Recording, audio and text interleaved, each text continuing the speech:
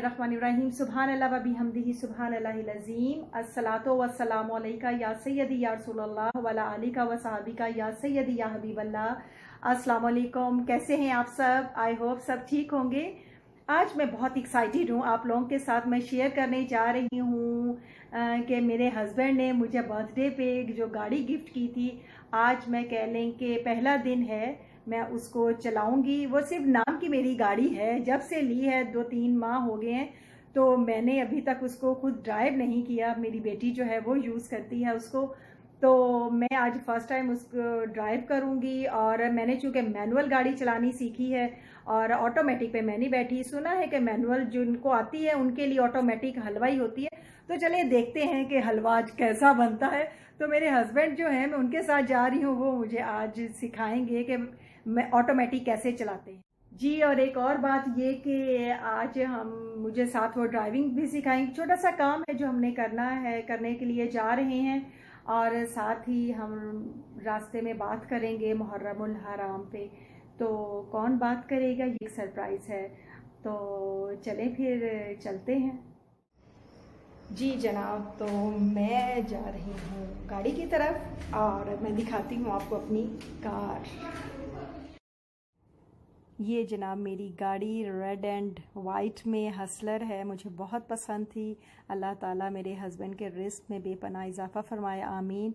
और ये जनाब मैं गाड़ी में बैठ रही हूँ और मेरे हस्बैंड जो है वो मुझे इशारा करेंगे कि बेल्ट लगाओ।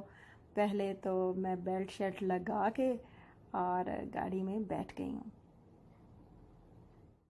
जी। मैं बैठ गई हूँ ड्राइविंग सीट पे। ये मेरे हस्बैंड ने मुझे इंस्ट्रक्शंस दे दिए हैं कि ये करें, बेल्ट लगा लें। और ब्रेक पे मैंने पाँव रखना है, रिवर्स मैंने कर ली। या अल्लाह खैर, बिस्मिल्लाह। या अल्लाह, बस छोड़ोगे तो पीछे जाऊंगी जी। रिवर्स जाने देना बस।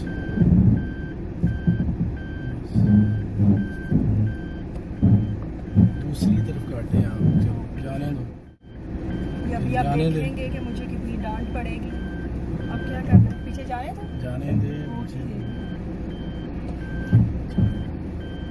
जाने दे पीछे, चलो बस। आप इसको इस पे करना,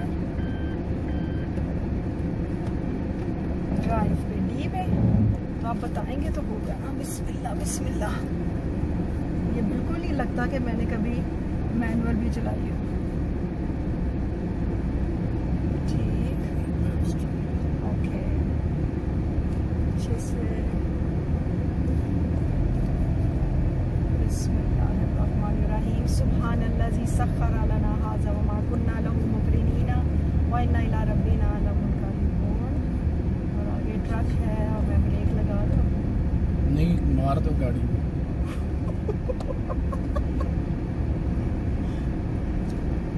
ओके सॉरी, मुझे असल में मैंने बड़ी ही, वो कह रहे हैं कि उधर से आए। ये जनाब देखें, ओके मैंने ब्रेक भी ज़्यादा ही लगा दिया। असल में मैंने जिस गाड़ी पे ड्राइविंग सीखी थी उस पर वो जाके ब्रेक लगती थी कि पूरी ब्रेक दबाएं तो ब्रेक लगती। मुझे वही आदत पड़ी है तो यार टच करते ही ब्रेक लग रही है। मॉडल याद है आपको कौन सा? नहीं मुझे नहीं याद। सनी थी। ओह माय गॉड, बड़े बचपन की बात थी। मेरी शादी को भी जनाब 27 साल यार हमारी शादी को हो गए हैं। तो मैंने अपने व्यूवर से कहा है कि देखे, मैं इधर भी देख रही हूँ, ड्राइव भी कर रही हूँ। सीधा मुंह रखो, सीधा मुंह रखे, देखें जी। तो अल्हम्दुलिल्लाह कोई इतना मुश्किल काम नहीं है, लेकिन कॉन्फिडेंस की बहुत ज़्यादा ज़रूरत है जो मुझ में कमी है। मुझे एक्चुअली ड्राइविंग का कोई इतना शौक नहीं है। मुझे लगता है मैं सीख भी गई तो मैं डर डर के ही चलाऊंगी, तो बेहतर है कि बंदा कोई और ही चला ले, मैं रिलैक्स होके जो है इसकी ड्राइव को जो है वो इंजॉय करूँ जी जनाब। तो ये मैं देखें ज़रा, काफ़ी मैंने चला लिया गाड़ी और मैंने कहा क्या इतनी लंबी वीडियो बनाओ, हाईवे आ गया है। तो मैं अपने हस्बैंड को जो है हैंड ओवर करूँगी गाड़ी और वो अब चलाएंगे और फिर साथ हम लगाएंगे गपशप। तो देखा आपने मैंने कैसे गाड़ी ड्राइव की, बहुत इजी थी। मुझे तो बहुत ही टेंशन हो रही थी कि पता नहीं मैं चला सकूं ना चलाऊं, कितनी मुझे डांट पड़ेगी। पड़ी डांट, लेकिन उसकी मैंने वीडियो नहीं बनाई जो मुझे डांट पड़ी है। तो खैर जाहिर है जब भी आप नई चीज़ पे बैठती है, ऑब्वियसली एक नई गाड़ी है तो उसका भी एक होता है कि अल्लाह रहम करे कि लग लुग ना जाए, लेकिन इतनी ज़्यादा मैंने उस तरह चलाई नहीं। मैं बहरहाल कोई इतना ज़्यादा इशू नहीं है, रेस और ब्रेक का ही काम है जो मुझे इन्होंने बताया और जो मैंने ख़ुद भी कह ले के यूज़ भी किया है, तो मज़ा आया यार मुझे, तो मैंने इंजॉय किया गाड़ी चला के। तो हम जा रही हैं, थोड़ा सा एक हमें छोटा सा काम है, वो काम करने के लिए, और साथ ही मैं चाह रही हूँ कि मुहर्रमुल हराम के हवाले से मैं अपने हस्बैंड से कहूँगी कि वो कुछ हमें बताएं, मेरे व्यूअर्स को कुछ मुहर्रमुल हराम के बारे में बातें, कि क्या इस महीने की अहमियत, तकद्दुस और हमारी मुसलमानों के लिए क्या अहमियत रखता है मुहर्रम का महीना। तो चलें उससे फिर बात करते हैं। तो चलें, अब मैं कहती हूँ, मेरे हस्बैंड का नाम आमिर नदीम है, तो मैं नदीम साहब से कहती हूँ कि कोई गुफ्तगू करें, इस पे कोई रोशनी डालें मुहर्रमुल हराम पे। वैसे यूजुअली बहुत अच्छी बातें मेरे हस्बैंड करते हैं, इनके मुंह पे तारीफ़ नहीं है। ओह माय गॉड, बड़ा ही झटका आया था तो चलें जी। हाँ जी नदीम, क्या कहेंगे आप मुहर्रमुल हराम के बारे में? पहले से मैं बात करूं? अच्छा, आज आपने मुझे भी जो है ना अपने ब्लॉग में जो है ना थोड़ा ऊंचा बोलेंगे मुझे तो? घसीट ही लिया है। अच्छा, बहरहाल चलो, बात यह है कि जो मुहर्रम की तकरीरें और मुहर्रम के वाक़यात जो कुछ भी है वो तो लोग सुनते ही रहते हैं, बड़े बड़े उलमा और बड़े चीज़ें। मैं चाहता हूँ कि मुहर्रम के हवाले से लोगों को कुछ ये पता चले कि बेसिकली मुहर्रम जो है ना हमारे साल का जो है पहला जो है महीना इस्लामी साल का मुहर्रम, और मुहर्रम कहते हैं हुर्मत वाला महीना। और इसको मुहर्रम को इसलिए भी हुर्मत वाला महीना कहते हैं कि 10 मुहर्रम को अल्लाह ताला ने बहुत सारे काम किए, दुनिया बनाने से लेकर, और काफ़ी जो काम जो है अल्लाह ताला ने 10 मुहर्रम को किए। और हम लोग जो इसको ज़्यादा इस वक्त याद रखते हैं, उसमें सैयद शुहदा हज़रत इमाम हुसैन रज़ी अल्लाह ताला अन्हु जो है ना, वो जन्नत के नौजवानों के सरदार, उन्होंने अपनी शहादत अपने पूरे ख़ानदान के साथ अपने आप को कुर्बान करके, अपनी जानों का नजराना पेश करके अपने नाना हज़रत मोहम्मद सल्लल्लाहु अलैहि वसल्लम के दीन को ज़िंदा किया, इस्लाम को ज़िंदा किया। इसके ऊपर जो है ना मैं सिर्फ इतना कहना चाहूँगा कि मुहर्रम का महीना जब शुरू होता है तो हमें सिर्फ करना क्या है कि हम साल के शुरू में ही अपना एहतसाब करें, सुबह से ले कर शाम तक हम क्या करते हैं, हमने पिछले साल में क्या किया। इस महीने में उन्होंने तो जो कुर्बानियाँ दी थी वो दे के वो तो दुनिया से जा चुके। हमने अब क्या करना है कि हम बीइंग मुसलमान आपस में प्यार, मोहब्बत और भाईचारे से रहें। ख़ास तौर पे जब ये मुहर्रम स्टार्ट होता है तो हमारे जो भाई हैं फ़िक़ा जाफ़रिया से तल्लुक़ रखने वाले शिया हज़रात और कुछ हमारे सहाबा वाले, वो उन लोगों को समझ नहीं आती कि अहले बैत से मोहब्बत हमारे ईमान का जुज़्व है, और उसी तरह सहाबा इकराम से मोहब्बत भी, उनका मानना भी हमारे ईमान का ही जुज़ है। तो अहले बैत से मोहब्बत करने वाले हमारे भाई, उनकी मोहब्बत में सहाबा इकराम की गुस्ताखियाँ कर जाते हैं, और जो हमारे सहाबा इकराम से मोहब्बत करने वाले जो दावा तो ये करते हैं कि हम अहले बैत की जो है ना अहले बैत से मोहब्बत रखते हैं, लेकिन वो अहले बैत की भी हज़रत अली करम वजह की और कई ऐसी गुस्ताखियाँ कर जाते हैं जिसकी उनको पता ही नहीं चलता। मैं सिर्फ कहना ये चाहूँगा, अपने अकायद जो हैं उनके ऊपर चलें। अगर आप समझते हैं कि सामने वाले का अकीदा ठीक नहीं है तो सिर्फ ये समझें कि वो अल्लाह को मानता है, नबी पाक सल्लल्लाहु अलैहि वसल्लम को आखिरी नबी मानता है, कुरान को मानता है। जो शख्स भी ये इन 3 चीज़ों को मानता है वो हमारा मुसलमान भाई है। उस बुनियादी ये 3 असूलों के पेश नज़र आप उसके लिए, अगर आप समझते हैं कि उसका अकीदा गलत है तो उसके लिए दुआ करें, या अल्लाह मेरे इस भाई को हदायत दे दे। ये काफिर, फासिक, फाजिर के फतवे अपने पास रखें, सारे आपस में भाईचारा हम कायम करेंगे तो हमारी अल्लाह के यहाँ भी इज़्ज़त होगी। और बीइंग पाकिस्तानी, हम एक दूसरे के साथ इस मोहब्बत से चलेंगे तो पाकिस्तान भी तरक्की करेगा, हम भी आपस में मोहब्बत करेंगे, इत्तेफाक से रहेंगे, तो हमारे दुश्मनों को किसी भी सूरत हमारे अंदर नफाक पैदा करने का मौका नहीं मिलेगा।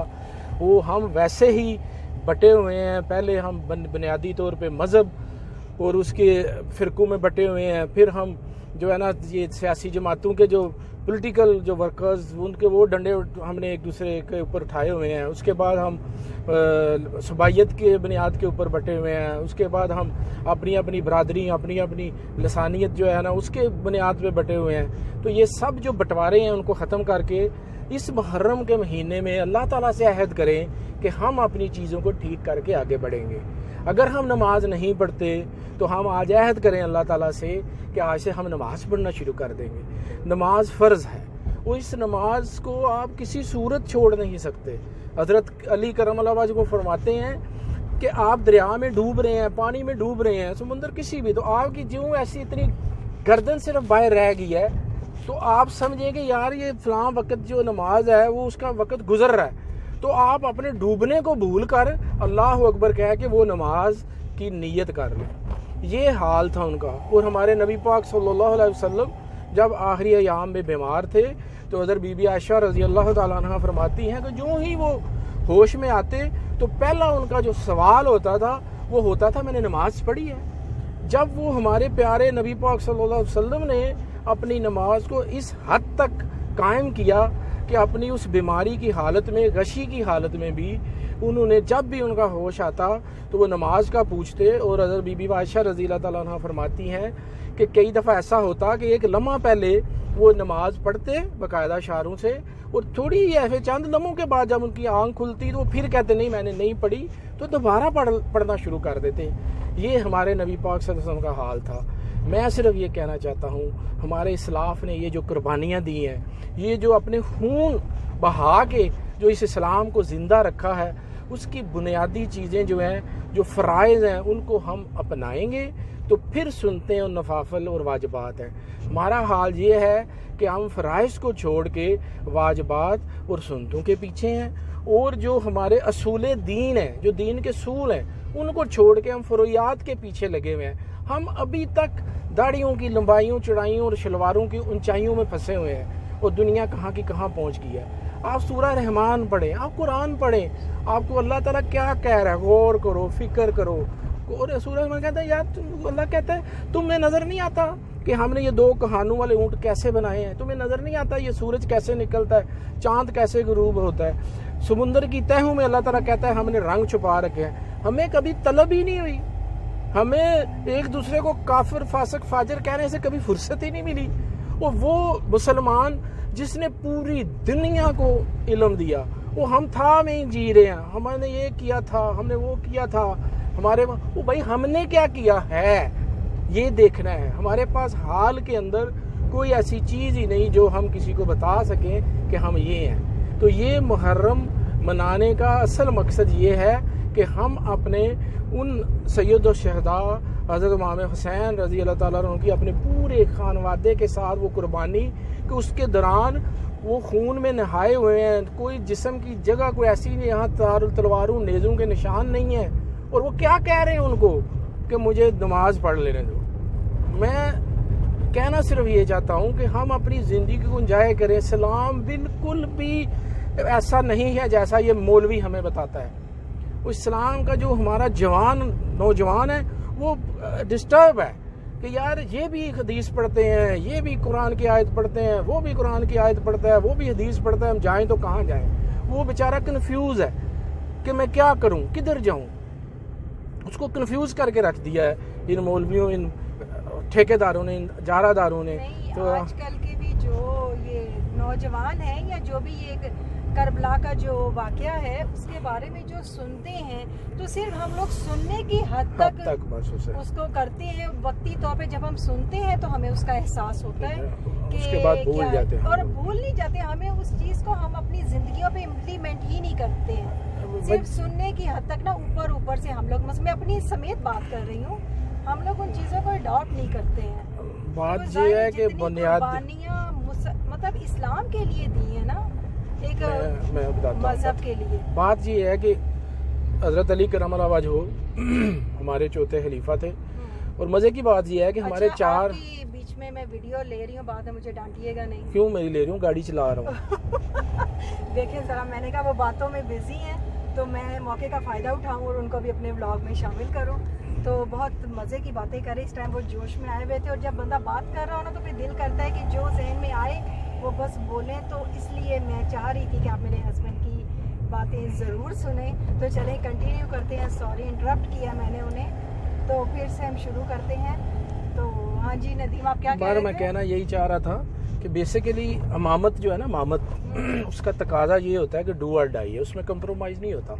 अगर इमाम हुसैन रज़ी अल्लाह ताला अन्हु उस वक़्त यजीद मलऊन की जो उसकी बात सुन लेते, उसके हाथ पे बैत करने का जो पैगाम था उसको मान लेते, तो वो सारा ये सब कुछ नहीं होता।